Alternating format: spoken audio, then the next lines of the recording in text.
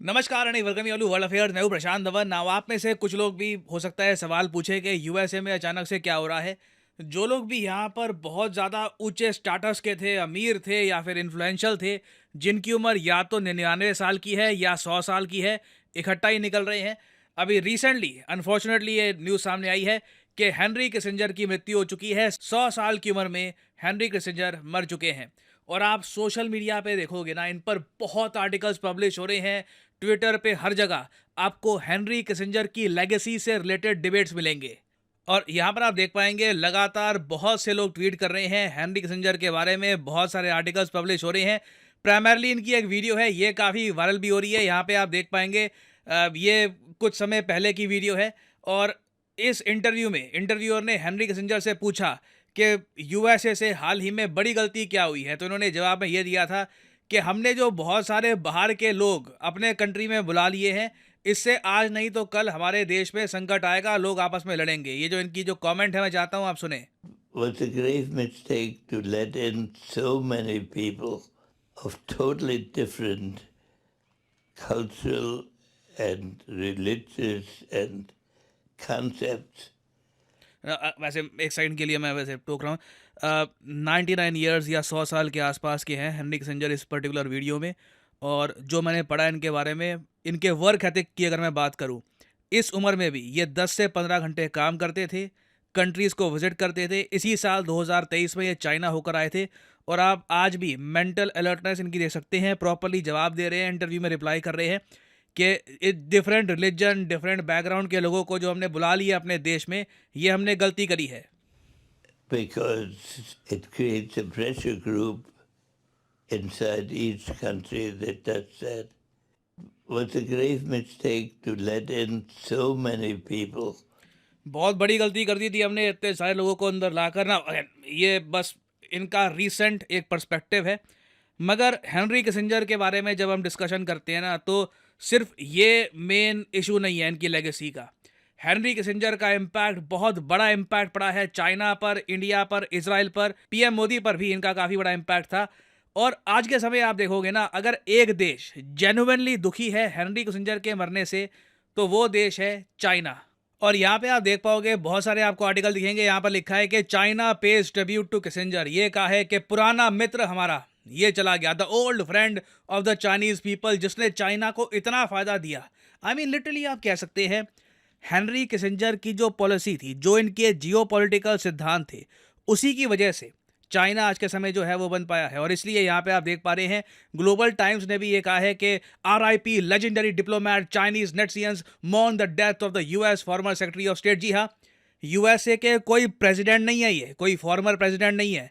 ये at most आप कह लो, इंडियन पर्सपेक्टिव से अगर हम बात करें, तो यूएसए के विदेश मंत्री थे, सेक्रेटरी ऑफ स्टेट थे, जो आज के समय एंथनी ब्लिंकन है, एक टाइम पर ये हुआ करते थे।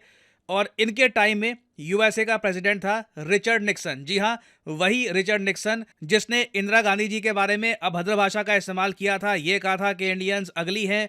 1971 इंडिया पाकिस्तान वॉर में बढ़ चढ़ के पाकिस्तान का सपोर्ट किया था, ऑलमोस्ट इंडिया को अटैक कर दिया था। हेनरी किसिंजर भी उस टाइम 1971 में इंडिया को इतना पसंद करते नहीं थे, इंडिया के बारे में बहुत ज़्यादा इन्होंने रेसिस्ट बातें बोली थी। But at the same time इन्होंने चाइना की डेस्टिनी चेंज कर दी ना।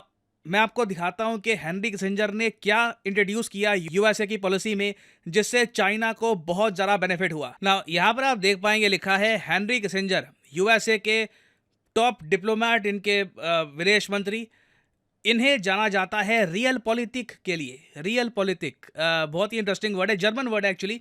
और इसका मतलब ये है कि जब आप जियो पॉलिटिक्स में ना सिद्धांत, मॉरल्स, जो भी आपके एथिक्स हैं, उन सब को भूल भुला के आप एक चीज़ पर फोकस करते हो, मुझे फ़ायदा कौन दे रहा है। और अगेन हम यहाँ पे जब फ़ायदे की बात करते हैं तो दो टाइप के फ़ायदे की बात कर रहे हैं, एक तो पावर और दूसरा पैसा। हेनरी किसिंजर का ये कहना था कि यूएस जो 1970 से पहले सिर्फ डेमोक्रेसी से एंगेज करता रहा, यूएसए का सीधा सीधा एक स्टांस था कि हम दुनिया में डेमोक्रेसी प्रमोट करेंगे।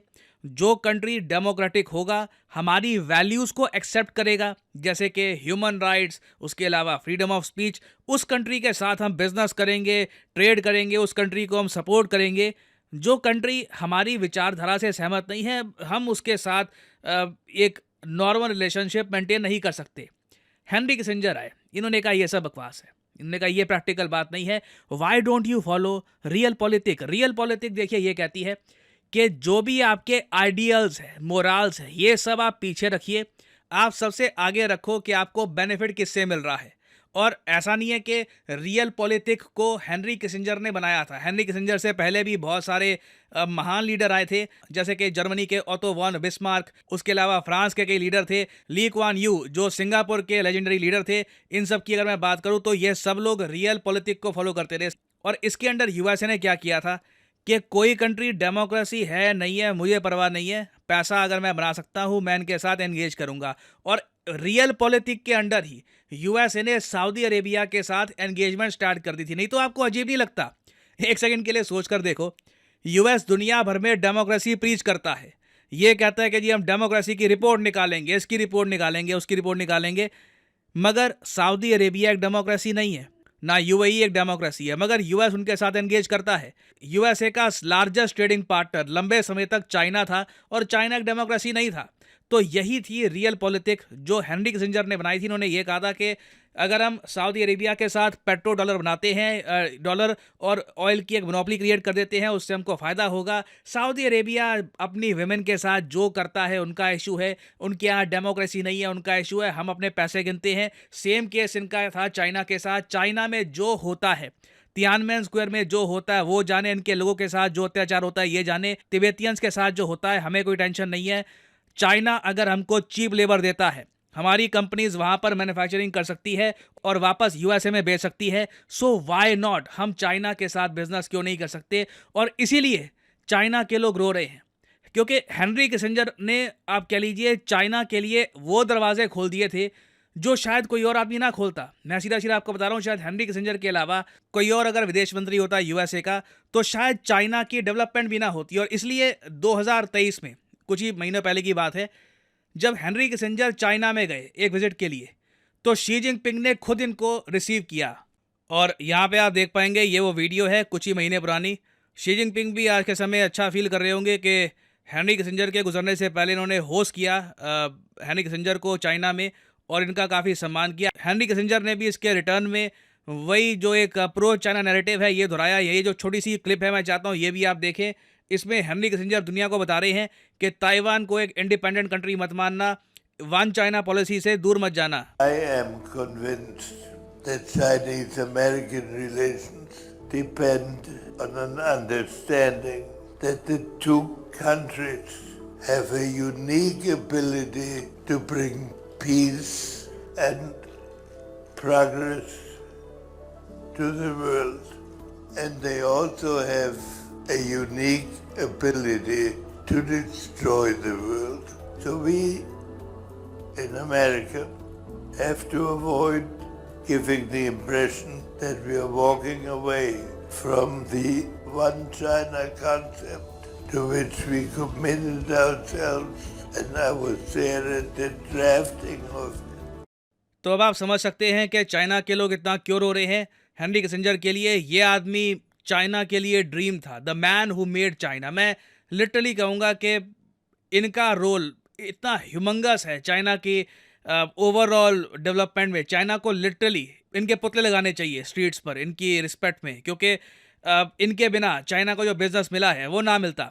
ना इंडिया की अगर हम बात करें, देखिए हेनरी किसिंजर बिल्कुल स्टार्टिंग में काफ़ी एंटी इंडिया थे, अपने जो करियर के मिडिल फेज में भी काफ़ी हद तक एंटी इंडिया थे, मगर जैसे जैसे 2014 आया, मेरा एक ये ऑब्जर्वेशन ये है कि पीएम मोदी के काम करने के तरीके को देख करना हेनरी किसिंजर ने इंडिया के बारे में अपना जो ओपिनियन है चेंज किया था, और बाद में इन्होंने इंडिया के बारे में काफ़ी अच्छी बातें भी कही, और एक बार को इंडिया भी आए थे ये पीएम मोदी से मिलने के लिए। यहाँ पे आप देख पाएंगे, इस पे लिखा है कि हेनरी किसिंजर ने एडवोकेट किया कि अब समय आ चुका है कि यूएस बहुत ज़्यादा स्ट्रॉन्ग रिलेशंस बिल्ड करे with India under PM Modi. और 2014 के बाद से हम देख रहे हैं कि किसिंजर ने अपने स्पीचेस में, अपनी बुक्स में, अपनी रिपोर्ट्स में बार बार यूएस गवर्नमेंट को ये सुझाव दिया है कि इंडिया के साथ स्ट्रॉन्गर टाइज बिल्ड करो। ना ये सब करने से क्या किसिंजर के जो पुराने पाप है धुल जाते हैं?